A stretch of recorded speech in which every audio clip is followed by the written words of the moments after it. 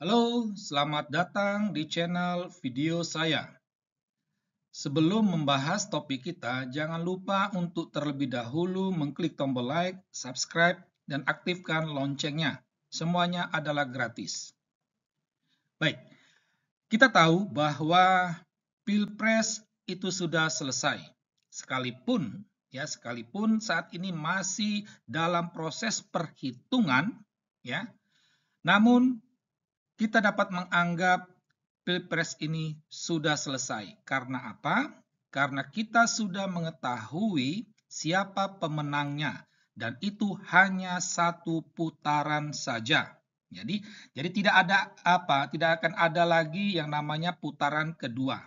Nah, jadi Pilpres kali ini itu dimenangkan oleh pasangan Prabowo dan Gibran. Ya. Sekalipun saya tidak mendukung, saya tidak memilih nomor 2 ini, tetapi saya menerima kemenangan mereka. Ya. Nah, jadi kita tahu bahwa pasangan nomor 3, Ganjar Mahfud, itu berada pada urutan terakhir dengan perolehan suara 16%. Ya, kalaupun naik paling 17, ya. Jadi angkanya tuh tak terpaut dari 16 dan 17, ya. Nah, menyambut kemenangan Prabowo dan Gibran ini, tentulah para pendukungnya itu bersorak gembira, ya, mereka bersuka cita. Tetapi yang bagi saya menarik dan memprihatinkan adalah kemenangan Prabowo dan Gibran ini tidak hanya disambut dengan sukacita oleh para pendukungnya. Jadi para pendukungnya tidak puas hanya dengan bergembira. Kalau kita memperhatikan di medsos, para pendukungnya nih balik membuli Ganjar. Nah, inilah bagi saya suatu keprihatinan. Tidak puas dengan kegembiraan atas kemenangan calon yang didukung, tetapi malah harus membuli, mengejek lawannya. Ya, ini suatu keprihatinan.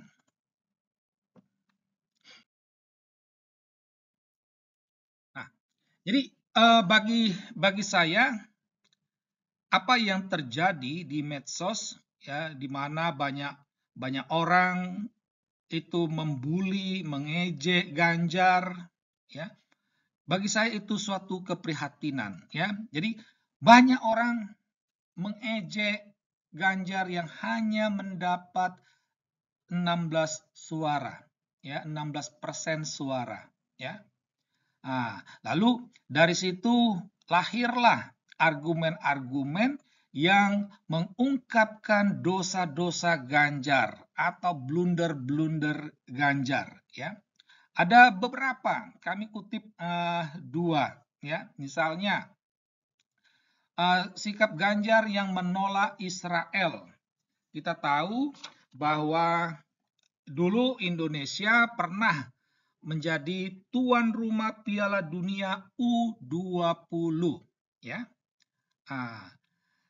Salah satu peserta dari Piala Dunia U20 ini adalah Israel. Dan kita tahu venue-venue lokasi permainan itu ada di salah satunya tuh ada di Solo, ya. Ada di Bali juga. Nah, tetapi Ganjar menolak. Ganjar waktu itu sebagai gubernur Jawa Tengah menolak kehadiran Israel, tim Israel, ya. Nah, jadi banyak orang menilai karena pernyataan Ganjar yang menolak Israel ini membuat orang banyak tidak mendukung Ganjar, ya.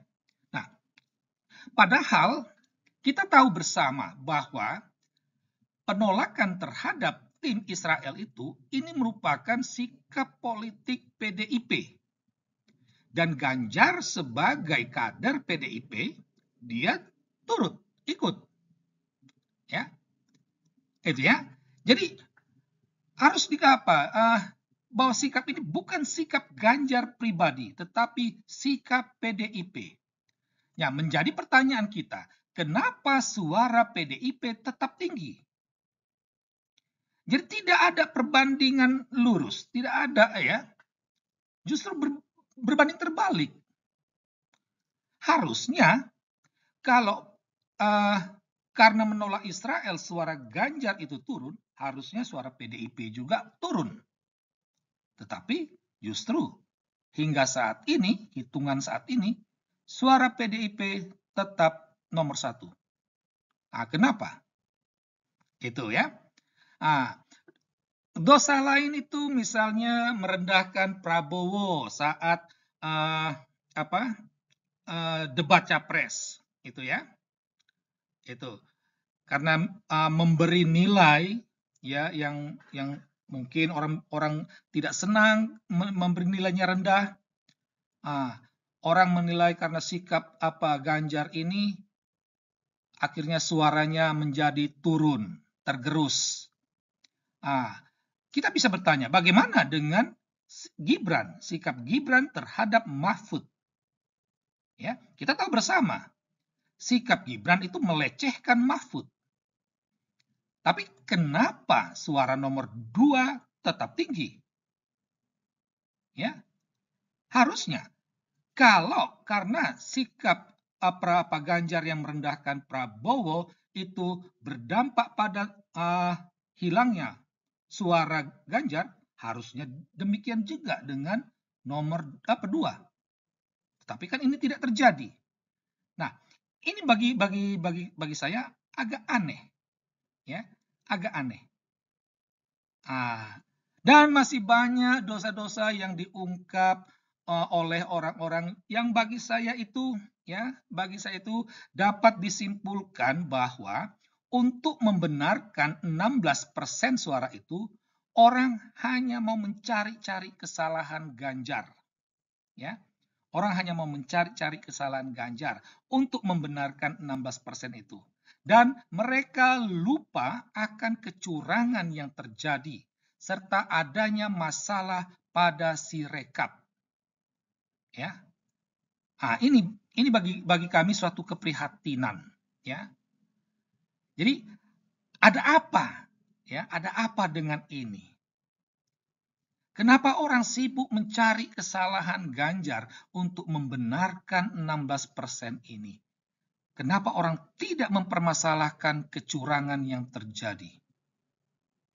Mari kita berpikir bersama. Sekian dan terima kasih.